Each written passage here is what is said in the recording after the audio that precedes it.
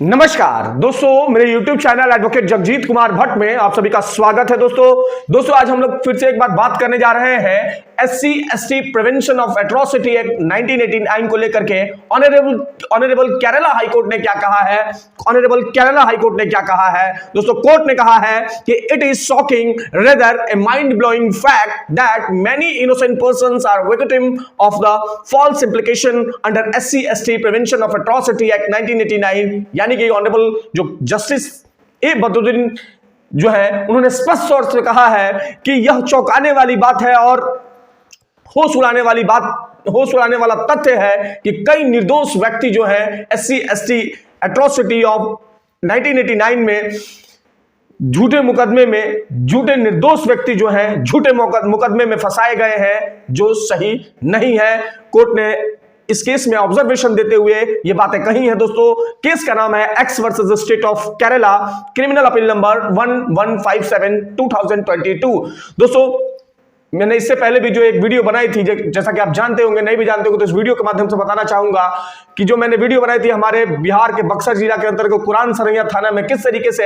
SC ST act का दुरुपयोग किया गया था, उसको लेकर के मैंने बताया था। उस समय ऑब्जर्वेशन भी सारा कोर्ट का मैंने बताया था कि कोर्ट क्या कहती है, लेकिन वो जो बातें कही थी अब आज केरला हाईकोर्ट ने उस बात को रखा है। केरला हाईकोर्ट ने स्पष्ट तौर पर कहा है कि इस एक्ट के तहत झूठे मुकदमे में बहुत सारे लोगों को फंसाया गया है, जो सही नहीं है। दोस्तों इस घटना के बैकग्राउंड में अगर थोड़ा बैकग्राउंड में जाएंगे, जो ये मामला किस तरीके से कोर्ट में आया, तो आप देखेंगे कि एक औरत है जो SC ST कम्युनिटी के एक व्यक्ति है, उन्हीं के ऑफिस में काम करता है और उन महिला को लगातार वो सेक्सुअल हैरेसमेंट कर रहा था। तो महिला ने सेक्सुअल हैरेसमेंट का केस फाइल किया और उस व्यक्ति ने SC ST जो कम्युनिटी से जो व्यक्ति आ रहे थे उन्होंने उस महिला के ऊपर ही section 31 SC ST prevention of atrocity act 1988 का केस कर दिया। और ये केस क्यों किया? क्योंकि उस महिला के द्वारा जो सेक्सुअल हरासमेंट प्रोविजन में केस फाइल किया गया था, उस केस को विथड्रॉ करने के लिए इस व्यक्ति ने SC ST एक्ट 1989 के तहत उस महिला पे केस फाइल कर दिया। दोस्तों ये पूरा का पूरा जो मामला है केरला राज्य के अंतर्गत थ्रिशूर डिस्ट्रिक्ट के अंतर्गत वालपाड थाने की घटना है। दोस्तों वालपाड थाने की घटना है। किस तरीके से ये मामला जो है, जब इस महिला के ऊपर SC ST एक्ट में जब एंटीसिपेटरी बेल लेने के लिए डिस्ट्रिक्ट कोर्ट को ये अप्रोच करती हैं, तो डिस्ट्रिक्ट कोर्ट जो है एंटीसिपेटरी बेल इनका रिजेक्ट कर देता है। और जैसे ही रिजेक्ट करता है, ultimately matter before the going to the honourable Kerala high court before the single जज बेंच जस्टिस ए बदरुद्दीन। तो जब इस मामले की उन्होंने सुनवाई करना शुरू की दोस्तों, तो ही ये सारे फैक्ट और तथ्य जो है उन्होंने रखे। और उन्होंने क्या रखे दोस्तों, इसमें मैं आप सभी को बताने जा रहा हूं कि उन्होंने इतनी बड़ी बात क्यों कही कि कई निर्दोष व्यक्ति SC ST prevention of atrocity act 1989 के तहत झूठे मुकदमे के शिकार हैं, जैसा कि ये महिला। और बाद में कोर्ट ने सारा ऑब्जर्वेशन दिया। अब वो मैं आपको पढ़ के दोस्तों सुनाने जा रहा हूं। तो दोस्तों अगर इस जजमेंट के पॉइंट नंबर 10 में अगर आप पढ़ेंगे तो कोर्ट ने क्या लिखा है, वो लिखा है कि although there is a bar under section 18 and 18A of the SC ST Prevention of Atrocity Act 1989 grant anticipatory bail, it has been settled by the apex court in the decision reported in 2021 KLT 810 SC 2022 2 KHC 423 2022 4 SSC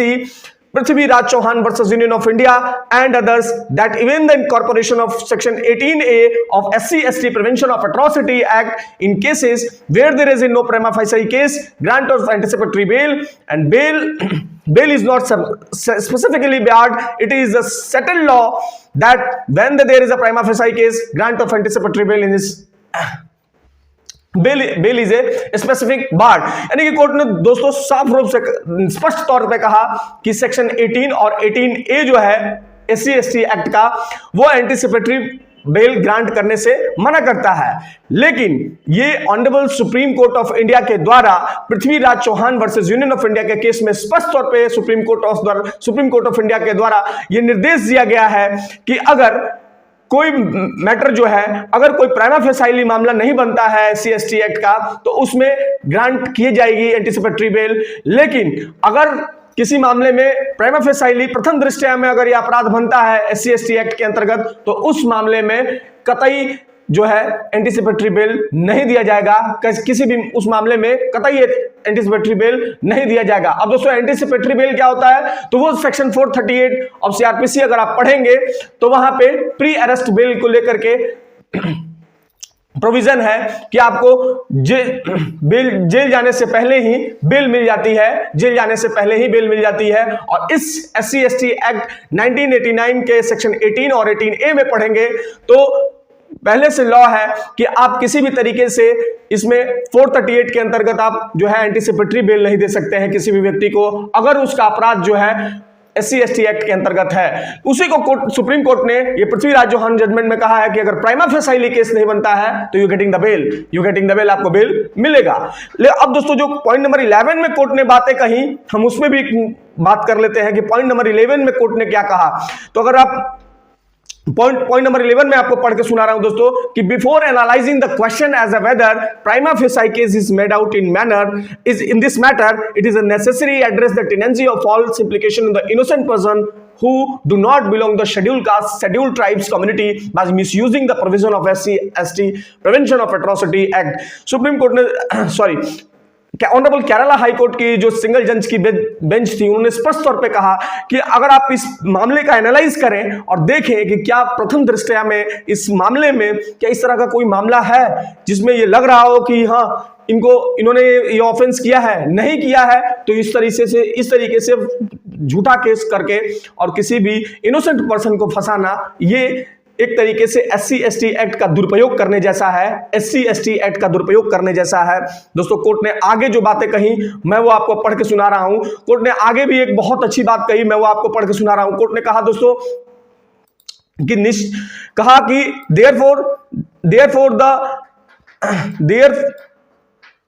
therefore it is a shocking, rather a mind-blowing fact many innocent persons are victim of the false of implication of SC/ST Prevention of Atrocity Act। Therefore it is a need for the our court segregate the grain from the chaff of the analyzing the genesis of the case। यानी court ने स्पष्ट तौर पर कहा कि ये court की जिम्मेदारी है कि जिस तरीके से गेहूं से पेस्टिसाइड्स को बाहर निकाले जाते हैं, कचरे को बाहर निकाले जाते हैं, उसी तरह से किसी भी केस में अगर इस तरह की बातें हो तो उसके देखें कि उस केस के पीछे क्या है, क्या उन दोनों व्यक्ति में आपस में कभी लड़ाई तो नहीं रही, क्या कभी किसी तरीके का टसल तो नहीं रहा। जो भी हो वो कोर्ट का काम है और कोर्ट इन सारी चीजों को देख करके उसे बेल ग्रांट कर सकती है, एंटीसिपेटरी बेल। ये मैं बहुत बड़ी बात दोस्तों बता रहा हूं क्योंकि आए दिन कोर्ट में एंटीसिपेटरी बेल जो है नहीं मिल पाती है, जिसका भुगतान जो है एक इनोसेंट पर्सन को भुगतना पड़ता है। दोस्तों बाकी आप सब क्या मानते हैं, मैंने तो कोर्ट का जजमेंट बता दिया, आप सब क्या मानते हैं? क्या कि जिस तरीके से ये आज SC ST prevention of atrocity act 1989 का दुरुपयोग नहीं हो रहा है, क्या हो रहा है आप कमेंट बॉक्स में जरूर बताएं दोस्तों। और एससी एसटी कम्युनिटी में आने वाले सभी भाई बहनों से मैं ये बात कहना चाहूंगा इस वीडियो के माध्यम से, देखिए जब आपको कोई दबंग या कोई भी व्यक्ति जो अपने को इन्फ्लुएंस पीपुल है, अगर वो इस तरीके का काम करता है तो निश्चित रूप से आप कोर्ट जाकर पुलिस में एफआईआर जाकर के उसके खिलाफ इस सेक्शन में केस करें, लेकिन किसी तरीके से झूठे मुकदमे में जो है फॉल्स एफआईआर ना कराएं, क्योंकि इससे जो अदर कम्युनिटीज के प्रति हैटर्ड होगा समाज में, और इस किसी भी तरीके से इस एक्ट को हथियार बनाना सही नहीं है दोस्तों, और वो समाज के हित में भी नहीं है। बाकी देखते रहे मेरा यूट्यूब चैनल दोस्तों, शेयर करें, सब्सक्राइब करें, लाइक करें मेरे यूट्यूब चैनल को दोस्तों। धन्यवाद दोस्तों, धन्यवाद।